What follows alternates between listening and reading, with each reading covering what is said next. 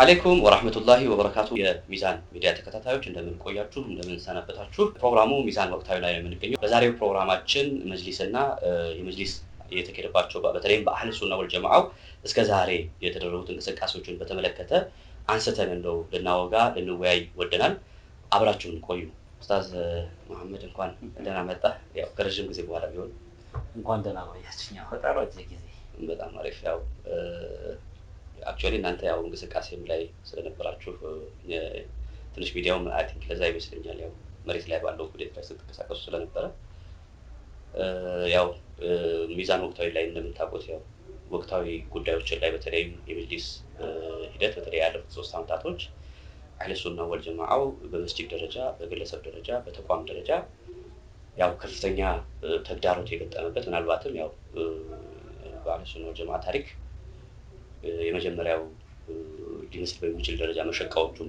ግፎቹ በደሎቹ በየቦታው በአራቱ አቅጣጫ የሚሰሙትን ጉዳዮች ያው ስንዳስስ ያው ቆይተናል ያው ዛሬም ከዛ አልወጣንም ማለት ነው ምናልባት ያው ለመንደርደሪያ ያህል የዛሬው ውይይታችን ለማንደርደርና ለመጀመሪያ ያህል ያው ባለፈው እርሶም የተካፈሉበት የሰላም ሚኒስተር ሂደት ያው መካሄዱ ይታወቃል ያው የሰላም ሚኒስተሩ ሂደት ያው ቀደም ብሎም ያው ረጅም ጊዜ ፈጀ ይመስለኛል ያው ጥያቄዎች ሲገቡ ኮምፕሌኖች ሲቀርቡ ሲመለስ በደንብ ሲል ያው ከመጨረሻ ላይ ፊት ለፊት አብሮ ከመጅሊስ ጋር የመቀማመጥና ጉዳዮቹን ወደዛው እንትን የማለት ነገራቶች ተካሂዶ ነበርና እንደው ከሱ እንጀምርና ያን ሂደት ምን ይመስል ነበር ምንድን ነበር ያቀረባችሁት ጥያቄ ወይንም እዛ የአህለ ሱና ወልጀማዓውን ይወክላሉ ብላችሁ ያነሳችኋቸው ወይንም የአህለ ሱና ወልጀማዓ የተገፋባቸው የተበደለባቸው ሊመለሱለት የሚገቡ ጥያቄዎች ናቸው ብላችሁ በመሰረታዊነት ሊስተካከልለት ይገባል ብላችሁ ያስገባችኋቸው ጥያቄዎች ምንድናቸው ብለን እንደው ከሱ እንጀምርና ከዛ በኋላ ወደ ቀጣይ እንደው ያው ዛሬ የምንወያየው እንደው ከዋናነት ከምርጫ ሂደት ጋር ያይዘን እናነሳው ግን እንደው መንደርደሪያ ይሄን እናቆየን ቢስሚላህ አልহামዱሊላህ ሰላቱ ሰላም አላ ረሱሊላህ ሰለላሁ ዐለይሂ ወሰለም ማሻአላህ ጥሩ ጥያቄ ነው ያው ሱፊያው ላለፉት 7 አመታት በሀገር አቀፍ ደረጃ በጣም ብዙ መሸቀያ ያስተናገደበት እንዲሁም ብሎ በሃይማኖት ታሪክ ታይቶ የማይታወቅ ግፍ ችግር የተፈጸመበት ወቅት ነው እና ለመንግስታውና ህዝቡ እንዲረዳው እንፈልገው ይሄ ድርድር እየተደረገ የነበረው መንግስትና አህለ ሱናው ባንጂ ከመጅሊስ ጋር ነበር አወለን ጥያቄው ሰሞኑ ወይ ከወር ከ15 ቀን ምናምን በፊት የመጣ ብቻ አይደለም ያለፉት 3 አመታት ሐምሌ 11 ጀምሮ አህለ ሱናው እንደ ሀገር ተደራጅቶ ታክስ ፎርስ አቋቁሞ በዛ ታክስ ፎርስ አማካይነት የህዝብ ሙስሊሙን ችግር አቤቱታ ለሚመለከታቸው የመንግስት ተቋማት ያደረሰ ነበር ባለፉት ማለት ነው 3 አመታት ከሐምሌ 11 ሰብረው ከገቡ ጀምሮ ማለት መጅሊሱ ህጋዊ መጅሊስ ነው ማለት አንችልም መጅሊሱ አሁንም ቢሆን የህዝብ ወክልና ጠቅላላ ጉባኤ ምንም የለውም ህገ ወጥ መጅሊስ አሁንም ያለው ማለት ነው አሁን ከዛ ከመጅሊሱ ሰበራ በኋላ ይህ አካል ተቋቁሞ መብት ጥያቄ እየተደረገ ነበር አሁን አንዳንድ ሰው ይቅርብ ጊዜ የሆኑ ሰዎች 11 ሰዎች ተሰባጥረው ምናምን የጀመሩት ጉዳይ መስሏል አይደለም 3 አመት ሙሉ ያልተኪደበት ሚኒስተር መስሪያ ቤት የለም ቀይ ሙስሊሙን የኢማሞችን በደል ሴቶች ሳይቀሩ በዚህ ዘመን እኮ የተካሄደው እኮ ኢትዮጵያ እስልምና ላይ እንዲሁ አላህ ቻይ ኡማ አምጥቶ እንጂ ወላሂ ድንጋይ ማይችለው ጭቆና የተካሄደው በመጅሊሱና በጸጥታ አንዳንድ የታችኛው ወርከን የጸጥታ አካላት ጋር በመሆን ከፍተኛ ሰቆቃን የተደረገው ያኒ ወደ መንግስት ጥያቄዎች ይቀርቡ ነበር ላለፉት 3 አመታት ጥያቄያቸው ብዙ መንግስት የመስማት አድቫንቴጅ አልነበረም አልহামዱሊላህ መጨረሻ ከብዙ ልፋት በኋላ ጥያቄዎቹ መንግስት ጋር ተቀባይነት አግኝተዋል ትክክል እንደሆነ ሱፊያው ማህበረሰብ አህለ ሱና ምንለው ተጎርቶ እንዳለ በየመስጊዱ የሚደርሰው በመላው ኢትዮጵያ አራቱ ማቅጣጫ ላይ ማለት ነው ቀብር እስኪያጣ ድረስ ማለት መስጊድ አለመስገድ አለማስቀራት ሃይማኖታዊ ትምህርት ዳዕዋ አለመስጠት አይደለም መቀበር እስከማይችልበት ደረጃ እስቲል ከቤት ወጥቶ ሌላ ቦታ ማለት ነው ተከራይቶ ሃይማኖታዊ ለ1400 አመት የቆየውን የሃይማኖት አስተምሮ እንዳያስተምር በተለያየ አይነት መንገድ ሲዋከብ የነበረ ማህበረሰብ እና እነዚህ ጥያቄዎች ቀርበው መንግስት ጥያቄውንና የታክስ ፎርሱን ሪኮግናይዝ አድርጎ ሰላም ሚኒስቴር ነው ጉዳይ የቀረበው። ሰላም ሚኒስቴር ነው የሚመለከተው የሃይማኖት ጉዳይ። ያው ጉዳዩን አይተው ከዛ የመጀመሪያ ስብሰባ የተደረገው 10 ሰዎች ነው የገቡት። 10 ሰዎች የተመደቡት ያው በሹራ ነው። ከሱፊያው ማህበረሰብ ሹራ ተደርጎ እነዚህ ሰዎች ጥያቄውን ያቅርቡ ተባለ። ሰላም ሚኒስቴር ዴታው ኸይረዲን ተዘራ ባሉበት ቀረበ። 5 መሰረታዊ ጥያቄዎች አቅርበናል።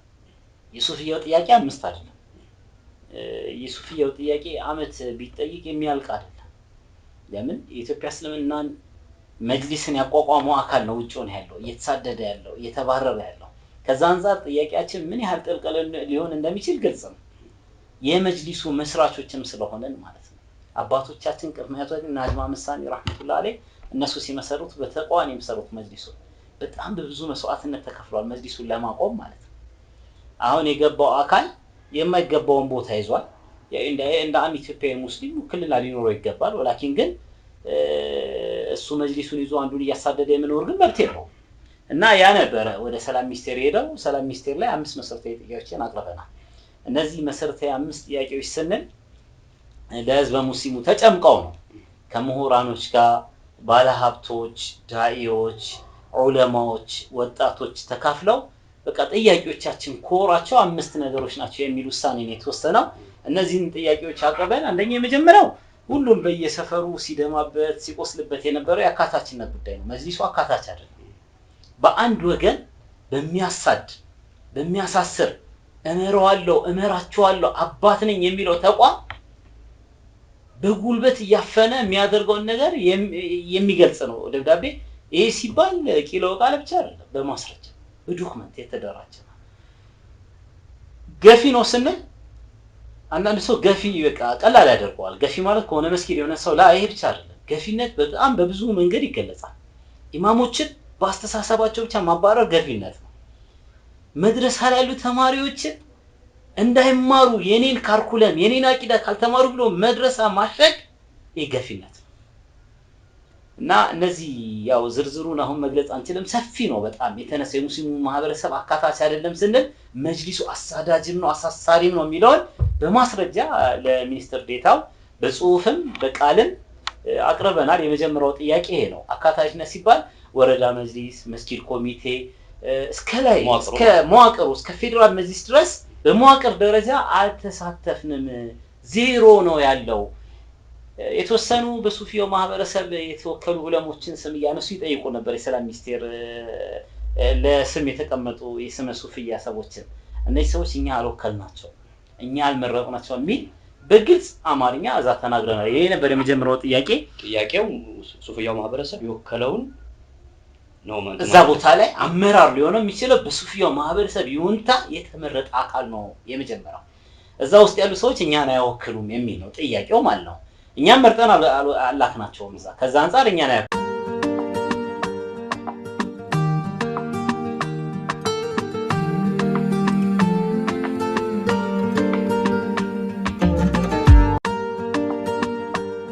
ሁለተኛው ጥያቄ ሁለት የመንግስት ጥያቄ አለ። 3 መጅሊሱ ሊመልሳቸው የሚችለው ከመንግስት ጋር በጋራ ሆኖ ሊመልሳቸው የሚችሉ ጥያቄዎች ናቸው። መንግስት ሊመልሰው የሚችለው ጥያቄ ደግሞ 2 ጥያቄዎችን ጠይቀናል። አንደኛው ይሄ የታችኛው መዋቅር የጸጥታ አካላት የሚያደርሱት ችግር ጣልቃ ገብነት አለ። መንግስት ሃይማኖት በመንግስት አይገባም የተባለ በየመስጊዱ ስናይ ለሚደረሱ ችግሮች ማለት የተወሰኑ አንዳንድ በስነ ምግባር በጣም የተበላሹ ፖሊሶች ይህንን የጸጥታ አካላት ይህን ነገር ይፈጽሙ ነበር። መስጊድን አስወጥቶ እስከ ማሸግ፣ ሴቶችን እስከ ማሰር ከመጅሊሱ ጋር ባለ የጥቅም ትስስር ማለት ነው። ከዛ አንፃር የአንዳንድ የመንግስት የታችኛው መዋቅር የጸጥታ አካላት ጣልቃ ገብነት እንዲያቆሙልን እንጠይቃለን። ሁለተኛ ጣልቃ የገቡትም ደግሞ ለህግ ይቅረቡ አንዱ ጥያቄያችን ማለት ነው። ለመንግስት ይሄ መንግስት የሚፈታው ጥያቄ ነው። ሁለተኛው ለመንግስት የቀረበው ጥያቄ ያው የኢትዮጵያ እስልምና ጉዳዮች ምክር ቤት ያው በክቡር ዶክተር ተቀዳሚ ሙፍቲ ሀጂ ዑመር ኢድሪስ በተወካዮች ምክር ቤት ማለት ነው እውቅና ማግኘት ይታወቃል። በፊት እንደ አንድ ቻሪቲ ነበረ። አሁን ግን ሃይማኖቱ ራሱ እውቅና አግኝቶ በአዋጅ ተቋቁሟል። እና ያን አስመልክቶ ማለት ነው መጅሊሱ የተረዳበት እንትን አለ። ልክ መጅሊሱ ሐምሌ 10 ምናምን ስልጣን ከያዘ በኋላ የሱፍያ ወይ አህለ ሱና የሚባሉ ተቋሞችን በጠቅላላ ፍቃዳቸውን እየሰረዘ ማሳረድ ጀምሯል። ይሄ ማለት ነው ሰላም ሚኒስቴር ተቋቁመን ሳለ መጅሊሱ ሂዶ ይጠይቃል ይሄ ማህበር እንዲሰረዝ። እኛ ህገ መንግስቱን መሰረት አድርገን በሃይማኖት ህገ መንግስቱን መሰረት አድርገን በኢትዮጵያ እስልምና ስር ሆነን ማህበሩን የፈጠርነው ሙስሊሙን ለማገልገል ነው እንጂ የወጣት ምናምን የሚባል ጀማ አይደለም። ነጃሽ እስላማዊ ማህበር ሲመሰረት የወጣት አይደለም ማህበር ጠቅላላ ሙስሊሞችን የሚያገለግል እንደ ሀገር ለሀገርም የሚሰራ ተቋም እና ሰላም ሚኒስቴር የሚያቀርበው ሪኳየርመንት አሟልቶ ነው ማህበሩ እውቅና ያገኘው። እና አሁን ምን ይፈጠራል? ብዙ ጊዜ ሱፍያ አህለ ሱናው መጅሊሱ የሚያደርስበትን ወከባ ስቃይ በጣም በቃ ካቀሙ በላይ ሲሆን ሰላም ሚኒስቴር ሂዶ ሊደራጅ ተቋም ሊፈጥር እንዲሁም ደግሞ ቻሪቲ ሊፈጥር ሲል ሰላም ሚኒስቴር ውስጥ ያሉ ሰዎች ምን ይጠይቃሉ? የድጋፍ ደብዳቤ ከተቋም ይላል። ይሄ አዋጁ ላይ የለም። እንደ መጅሊሱስ ከሱ ለመቀበል እዛው ሄዶ መቀበል አይችልም። እዛው ፍቃዱን አውጥቶ እዛው ይችላል ለማምጣት ማለት ነው። አዎ። ስለዚህ አንደኛ መጅሊስ ውስጥ ያሉ ሰዎች አዋጁን አልተረዱትም። ይሄ በቃ አዋጁ መጣ እስልምና በአዋጅ ጸደቀ ሲባል እነሱ የመሰላቸው የፈለጉትን የሚደቁሱበት የፈለጉት ላይ ይሄ አይደለም። አዋጁ ምን ይላል? አዋጁ ላይ ከዚህ ቀደም የነበሩ ማህበራትን እውቅና ያሳጣም ይላል። አሁን ግን መጅሊሱ በቃ የእናንዱን ሰርዞ እንደመጣ የሰርዘው ምንድነው? ኦሮሚያ አህለ ሱና ወል ጀማ የሚለው ማህበር ሰርዣለሁ ብሎ ሰረዛቸው። የትኛውም የኦሮሚያ የጸጥታ እርከን ላይ ሲሄዱ ፍቃዳቸው ተቀባይነት የለውም ነው የሚለው። ይሄ እንደ መጅሊሱ ሐሳቤ ነው። እንደ ህገ መንግስቱ ስናይ ግን ያገለግላል። ለምን በነጋሪት ጋዜጣ የሚታወጅ ነው፣ በህገ መንግስት የጸደቀ ነገር ነው። ስለዚህ ከዛ አንፃር ሁለተኛው ጥያቄያችን ይሄ ነው። የድጋፍ ደብዳቤ አትጠይቁ። አንድ አካል መጥቶ የሰላም ሚኒስቴር ሪኳየርመንትን በራሱ የተቋቋመ ነው። አንደኛው ራሱ በቻችሎ ያደራጅ ነው። አንድ አካል መጥቶ መደራጀት ፈልጋለሁ ሲል አንድ ሰው ኢትዮጵያዊ ይሁን የሚደራጅበት ነገር አገርን የሚጎዳ አይሁን መስፈርቱን ካሟላ የመደራጀት መብት አለው። የመጅሊስ የድጋፍ ደብዳቤ ያስፈልገው። ስለዚህ ይሄንም ነገር እንድታቆሙልን ይላል። ሶስቱ ጥያቄዎች ደግሞ አሁን ቤዚክ ምንላቸው አሁን ለንወያይባቸው እንትን ያዝንባቸው ጉዳዮች ናቸው። ደግሞ አሁን ሁለቱ ጥያቄ አንደኛው አካታችነት የለም፣ ሁለቱ ለመንግስት የቀረቡ ጥያቄዎች ናቸው። ዋናው ደግሞ አህለ ሱና የተገፋበት ብለን ደግሞ ይሄ ሁሉ አመት ያ ሁሉ ዋጋ እየተከፈለ የነበረው ደግሞ አንደኛው የዑለሞች መግባቢያ ሰነድ ነው። እዚህ ዑለሞች መግባቢያ ሰነድ ሲባል ሰው የሚመስለው ዝም ብሎ ሰነድ ምናምን ሞሊድ ምናምን ይመስለዋል። ይሄ አይደለም። ይሄ መግባቢያ ሰነድ 2011 ሚያዝያ 23 2011 ጠቅላይ ሚኒስትሩ ባሉበት በሰበሰቡበት ብዙ ዑለሞች ለረጅም ጊዜ ተቀምጠው ማለት ነው ሁለቱንም አካል ሊያስማማ በሚችል ማለት ነው ብዙ ዑለሞች ፈርመውበት የጸደቀው ያኔ። ከዛ የአካል መጅሊስን ሰብሮ ሲገባ 2015 ሚል ሰነድ መጣ። አሁን ያ ሰነድ እነሱ የማይፈልጉትን ፓርት ነቅለው አውጥተውታል፣ ሰነዱን ቀይረውታል ማለት ነው።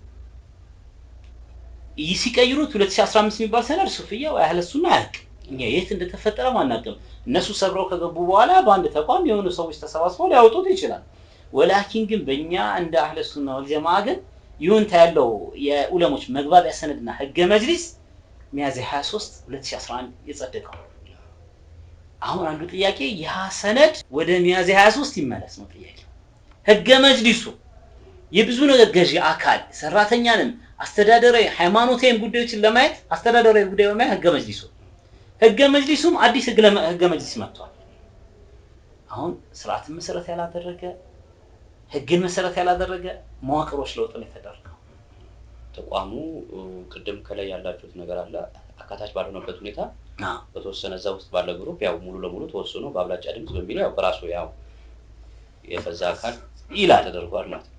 አንዱ እሱ ነው መግባቢያ ሰነድ የዑለሞች መግባቢያ ሰነድ እነሱ የሚሉት ምን አስደቀናል ምናምን ነው የሚሉት። እኛ የምንለው 2011 የጸደቀው ዳግም ወደ ስራ ይመለስ። ወደ ስራ ከተመለሰ ምን ጥቅም እናገኛለን? መከባበር ይመጣል። አሁን ያለፈው 3 አመት የተፈጸሙ በደሎች ይሄ መተዳር የዑለማ መግባቢያ ሰነድ ቢጸድቅ ኖሮ አይፈጸሙም ነበር። ሁሉም ሰው በእምነቱ አሻሪ ነው የሚል አሻሪ፣ ማቱሪዲ ነው ማለት አህሉል አሰር ነው የሚል አህሉል አሰር እንደፈለገው ነው ይቀጥላል። ስለዚህ መግባቢያ ሰነዱ ለሁሉ ነገር ማሰሪያ፣ ሃይማኖቱ ማንም ዱርዬ እየመጣ እንዳይነቀንቀው ማንም ማለት ነው ምንም ዲን ማያቀሰው መጫወቻ አይሆንም ዲኑ ማሰሪያ ያለው ለዚህ ነው ፉቃሃዎች ለምን አስፈለጉ ያቂዳ አንተ ለምን አስፈለገ ፉቃዎች እኮ ማንም ዱርዬ መጥቶ ማንም ሰካራ መጥቶ ዲኑ ላይ እንዳይጮት እኮ ነው በቃ አስረውታል ከዛ በኋላ ማስፋትም ማጥጠንም አችልም አራቱ መዛብ ተብሎ ተቀምጧል መዛብ ለምን አስፈለገ ስለዚህ ይህ የዑለሞች መተዳደሪያ መግባቢያ ሰነድ የተፈለገበት ዓላማ ይሄ ነው ዲኑ ማሰሪያ እንዲኖረው ማንም ከማንም ጋር እንዳይጋጭ አንዱ ወንድሙ እንዳያጠቃ ሁሉም ተከባብሮ አመለካከት መግባባቶች በአመለካከት ልዩነት ተግባብቶ መኖር በሚለው ሱፊያውን መብት ይጠበቅለታል ያኛው ማካል ነው ይጠበቅለታል በሶስተኛው ደረጃ ደግሞ አሁን ህዝበ ሙስሊሙ በየቦታው አንዱ ወገን እየተሯሯጠበት ያለው ደግሞ ምርጫ የሚባል አለ ይሄ ምርጫ ቀጣይ ምርጫ ምንድነው የሚለው ምን እንነጋገርበታለን ወላኪን ግን አሁን የሰላም ሚኒስትር ደረጃ የተነሳው ምናልባት ከምርጫ እሱ ብቻ ነው ከምርጫ ጋር ተያይዞ አንደኛው ይሄ ምርጫ ቦርድ ተብሎ የተቋቋመዋል አንደኛ ምርጫ ቦርድ ሲቋቋም ከአንድ አስተሳሰብ ነው እንዳለ የተቋቋመው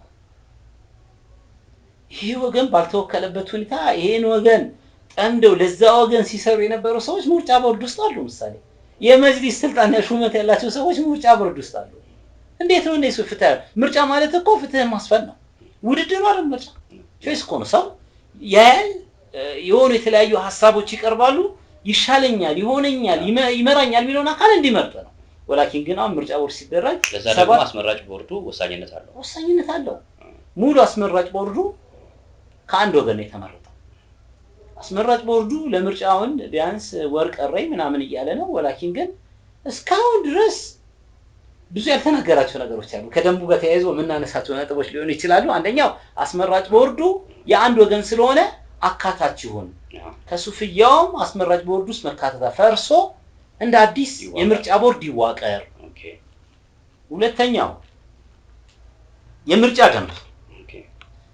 ደንብ ወጥቷል ታዩት በጣም ያስቃል በቃ የምርጫን ኢቲክስ ያልተከተለ አንድን ወገን የሆነ ቦታ ላይ እንዲያሸንፍ ተደርጎ የተሰራ በጣም የሚያሳዝን ምርጫ የሚባለው አንድን ምርጫ ሊያስደርጉ የሚችሉትን ነገሮች እንዳለ ሪኳየርመንቶችን የሚያጠፋ ለአንድ ወገን ያዘነበለ ለአንድ ወገን ቀጣይ ወደ ደንቡ ስለምንመጣ እሱን እንነጋገርበታለን እና ይሄ ደንብ አምሳሌ እንደ ሀገር ብንወስደው በፖለቲካው ብንወስድ እዚህ ሀገር ላይ ብዙ ፓርቲዎች አሉ የፖለቲካ ፓርቲዎች ብልጽግና አለ አብን አለ ኢዜማ አለ ሌሎችም አሉ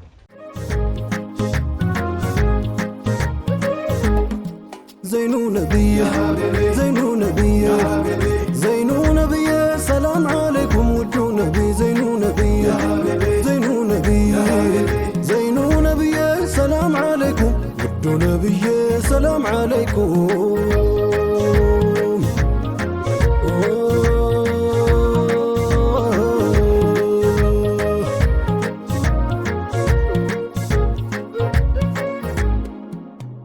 ቢስሚላህ ብዬ ቀለሜን ላፍስሰው ሙሐመድ ስለሆኗል የልቦ የሚደርሰው ደግሞ ላመስግነው የጠራውን ጌታ አይከባይ ወስነው ዘመን ጊዜ ቦታ የውዳችሁ መውደድ ሞጆ ያናውጣት ሸውቃችሁ ገንፍሎ ሩሄን ሲቀጣት ማሻሩን ብታውቀው ዘይናምቱ ጋር መምጣት ልብረር አለች ክንፍ እንደተሰጣት ሸውቁ ላጠመደው አስሮት እግር ከጁ መስመን ነው ጣው ካልታየው ሲራጁ ደቂቃው ዓመት ነው ለራቀው ወዳጁ ማልቀስ ነው አመሉ ሳቅ የለም ከደጁ የውበት መሳሪያው እሱ ላይ ተደርጎ አምሳያው አልታየም ዳይም ተፈልጎ መዋብ ማማር ሁላ ከእርሱ ላይ ሲናበር ታዲያ ያን ሙሉ ሰው ላትወዳቸው ነበር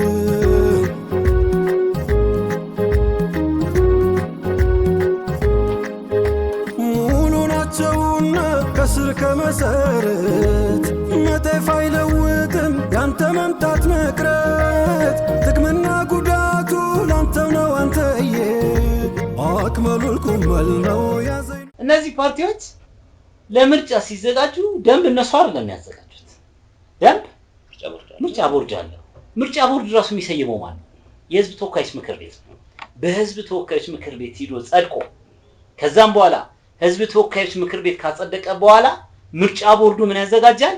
ደንብ። ህዝብ ተወካዮች ምክር ቤት ጋር መጥቶ ሲጸድቅ እኮ ገለልተኛ እንደሆኑ ለአንድ ፓርቲ ውግንና እንዳይኖራቸው ለአንድ ፓርቲ ደጋፊ እንዳልሆኑ ተረጋግጦ ነው እነሱ የምርጫ ቦርድ የሚሆኑት።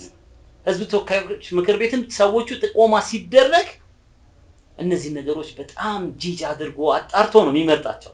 ከዛ እነሱ ደንብ ያዘጋጃሉ። ወደኛ ምርጫ እንምጣ።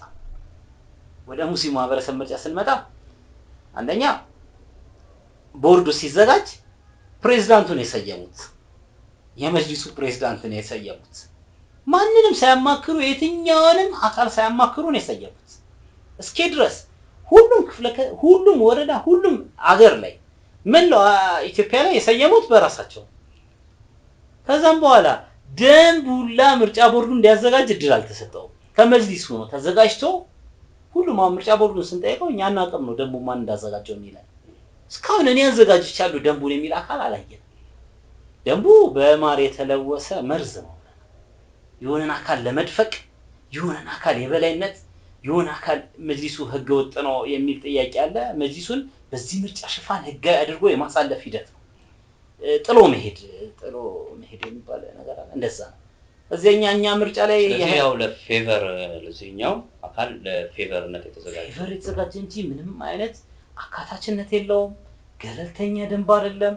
ሁሉንም የሚያሳትፍ አይደለም። የሆነ ወገን ስልጣን ኖሮት እስከመጨረሻው እንዲቀጥል የሚያደርግ ደንብ ነው የተዘጋጀው። አሁን አንዳንዴ ምንድነው አሁን አንዳንድ ቦታዎች ላይ የሆነ እኔ የምሰማቸው ነገራቶች አሉ። ለምሳሌ የሆነ ቦታ አስተካክላለሁ ምናምን ምርጫ ቦርድ የሚባለው አካል አስተካክላለሁ የሚለው ነገር አለ። ማለት አስተካክላለሁ ሲል ደንቡን ሳይሆን የሆነ አንተ ችግር ስታቀርብ ያን ችግር በራሱ እይታ ወይንም በራሱ ፍላጎት ብቻ የሆነ ቦታ ላይ የሆነ ነገር አስተካክላለሁ ይላል። ይሄ መሰረታዊ ጥያቄ ነው ወይ? ማለት አሁን ለምሳሌ እንደ መርህ ስናየው ምርጫ ቦርድ ራሱ እንዲያስተካክለው የሚፈልገው ወይ ዋና ፐርፐዙ የምርጫ ደንቡ ነው እንዲስተካከል የተፈለገው? ይሄ የመርህም ጥያቄ እኮ ነው። ማለት አሁን ለምሳሌ የምርጫ ቦርድን ህግ ካየ ነው እንደ ሀገር አቀፍ ደረጃ ካየ ነው የምርጫ ቦርድ አንዴ ነው የሚዘጋጀው። የምርጫ አዋጅ የሚባል አለ። በምርጫ አዋጅ አንዴ ከተቀመጠ በኋላ የምርጫ ቦርድ በየጊዜው ሲቀያየር የተቀያየረ ካለ ምርጫ ቦርድ ላይ የሚጨምሩ ነገራቶች ብቻ ካሉ እየጨመረ መሄደው አንዴ የተደረገ እየተሻሻለ ነው የሚሄደው። ምርጫ በየጊዜው እንትን አይልም። ስለዚህ ቀጣይነት ሊኖረው የሚችል ነገር ነው ማለት ነው። አሁን የምርጫ ደንብ የሚባለው በየጊዜው ቀጣይነት ሊኖረው የሚችል ነገር ነው ማለት ነው። ስለዚህ እንደ መረጥ እናየው ለዛሬ ብቻ ሳይሆን ለሚቀጥሉት በርካታ 10 ወይ 20 ዓመታቶች ለትውልድ ሊያገለግል የሚችል አይነት ነገር ነው እና ከዚህ አንግል ምናልባት ቦርድ የሚባለው ዛሬ አንድ ጥያቄ ስታቀርብ አንድ ጥያቄውን አይቶ የሁሉም ቦታ ጥያቄ ላይሆን ይችላል።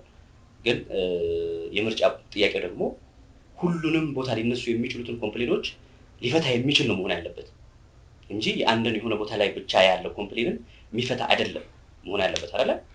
ስለዚህ አሁን በዛ አይነት የግለሰቦች የሚያነሱትን ጥያቄ የመፍታት አይነት ጉዳይ ነው ምርጫ ቦርድ እያደረገ ያለው እና ያ ነው ወይ ጥያቄው? የእናንተ አሁን መጀመሪያ ላይ የነበረው ጥያቄ ይሄ ነው ወይ? ይሄ አይደለም። አሁን የመጀመሪያው ጥያቄ ቅድም እንዳልከው ነው። ይሄ ደንብ ሲዘጋጅ እኛም ደንቡ ላይ ትኩረት ያደረግነው ለምንድን ነው? ለዘመናት የሚሻገር ደንብ ነው።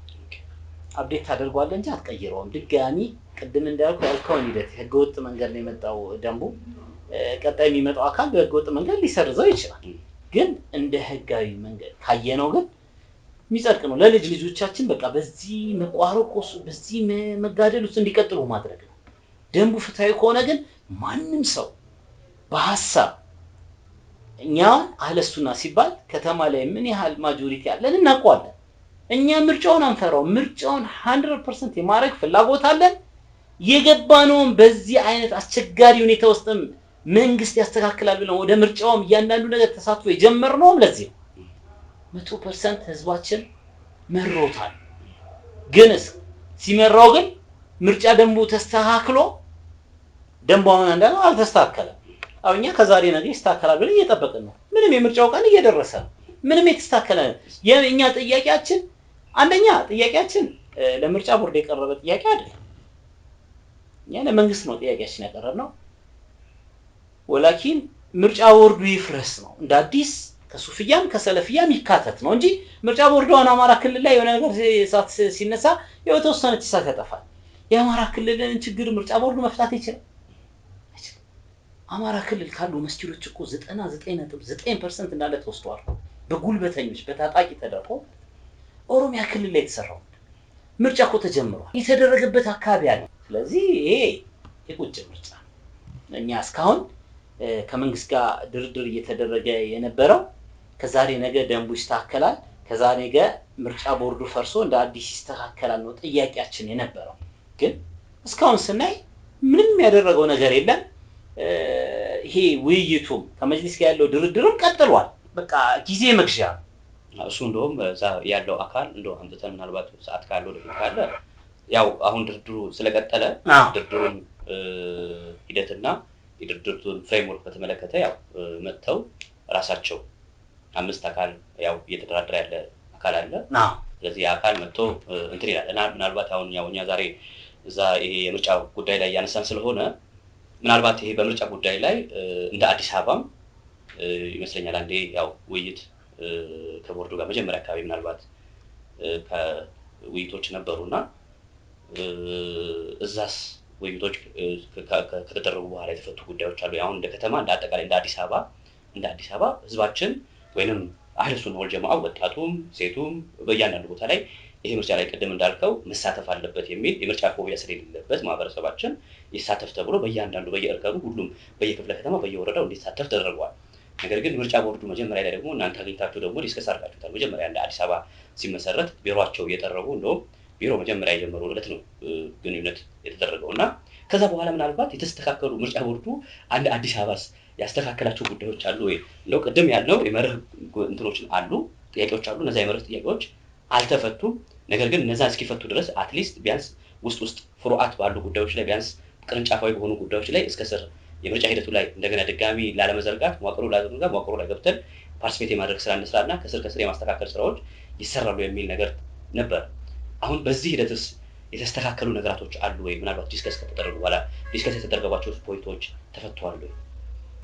እንደ አዲስ አበባ ተወካይነታችን አዲስ አበባ ላይ ምርጫ ቦርድ ተቋቋመ ሲባል ለውጥ እንደማያመጣ 100% እርግጠኛ ነበርኩ እኔ በራሴ የግል ሐሳቤ እና ምርጫ ቦርዱን ቢሮ ላይ ሄደን አናግረነዋል። ለምን ጠይቃቸው ጥያቄዎች በጠቅላላ መልስ የለውም። ስለ ደንብ እኛ ደንቡ ከነሱ ከመውጣት በፊት እኛ ጋር ደርሷል። ለህዝብ ኦፊሻሊ ከመለቀቅ በፊት የሆኑ በጓሮ ሰዎች ጋር ይደርሳል። እኛ ያ ደንብ ደርሶን ነበር። ይሄ ደንብ ተው ችግር አለው ጥያቄ ጠይቀናቸዋል። እንዳለ በቃ ላይ ፌደራል ያሉትን ጠይቀን እንመልሳለን። ፌደራል ላይ አንድ ስብሰባ ተደረገ። ከዛ ደንብ ሳይመጣ ታች ድረስ ሄዷል። ክፍለ ከተማ ድረስ አደራጅቷል። እነሱ ወረዳ ድረስ አድርሰውታል። ምንም ደንብ በሌለበት የመጀመሪያ ላይ ደንቡ ኦፊሻሊ ዌብሳይት ላይ ሳይለቀቅ የራሱ አንድ ቀን ወጥቶ መግለጫ ሳይሰጥ የራሱ ፔጅ ሳይኖረው አሁን አስመራጭ ቦርድ የተባለው ቅርብ ጊዜ ሚሊኒየም ሞዲ ከዛ በኋላ ነው ፔጅ ራሱ የከፈቱት። የአንድ ሀገር የሙስሊሞች 60% የሙስሊሙ ማለት ነው ምን አስመራጭ ቦርድ ፔጅ የለውም። መተዳደሪያ ደግሞ ዌብሳይት ተላለቀቀም። ለህዝበ ሙስሊም ለድርጅቶች ለሁሉም ማህተብ እየተደረገ መላክ ነበረበት። ጄጃርጎ እዩት ችግር አለ ወይ? የነሱ ብቻ አይደለም የኛም ጉዳይ ነው። እኛ ምንም የደረሰልን በሰው ደርሶን አረባካቸው የችግር አለ ስንል ወደ 17 አካባቢ ጥያቄ ጠይቀናቸው 17ቱንም ጥያቄ አያውቁትም አዲስ አበባ ላይ የነበሩ አስመራጮች።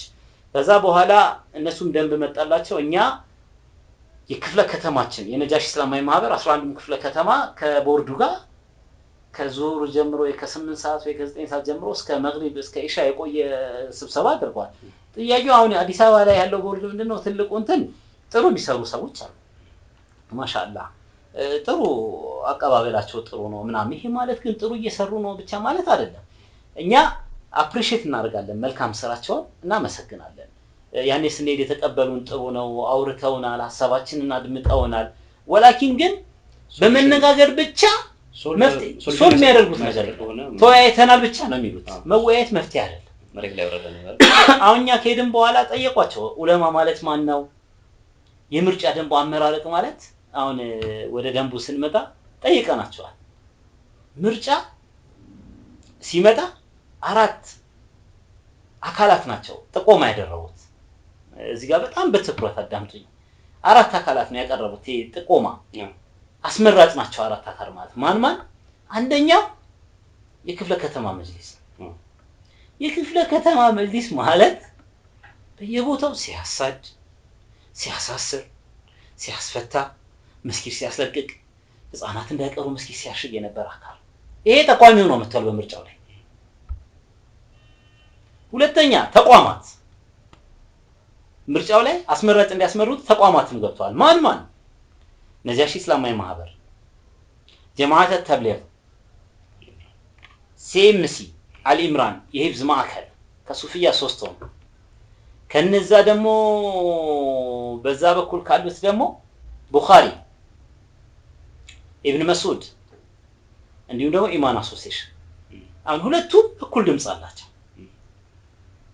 በፐርሰንት እናሰለዋለን እዛ ጋር ክፍለ ከተማ አለ ተቋማት 6 ናቸው 3 ከሱፊያ 3 ከእንትን 6 ሆነ ከዛስ የወጣት አደረጃጀት ወጣት ደግሞ ተቋሚዎች አሉ ከየት ነው የመጡት ከአዲስ አበባ መጅሊስ የወጣቶች አዲስ አበባ መጅሊስ ነው የሴት አደረጃጀት የሚል ደግሞ ሁለተኛ ደግሞ ተቋሚ መጣ ማን ነው አዲስ አበባ መጅሊስ ስር ውድ የሚዛን ሚዲያ ተከታታዮቻችን ለዛሬው በሰላም ሚኒስተር በተነሱት የአህለ ሱና ወልጀማዓው ታስክ ፎርስ ወይንም ግብረ ኃይል በሚለው አካል የተነሱት ጥያቄዎች ነበሩ ከነዛ ጥያቄዎች ውስጥ አንዱ የምርጫ ሂደትን በተመለከተ ነበርና እሱን አንስተን ዛሬ ውይይት አድርገን ነበር በቀጣይ ሌሎች ፕሮግራሞች እንሰራለን እስከዛው በሌሎች የሚዛን ወቅታዊ ፕሮግራሞች እስክንገናኝ ወሰላሙ አለይኩም ወራህመቱላሂ ወበረካቱ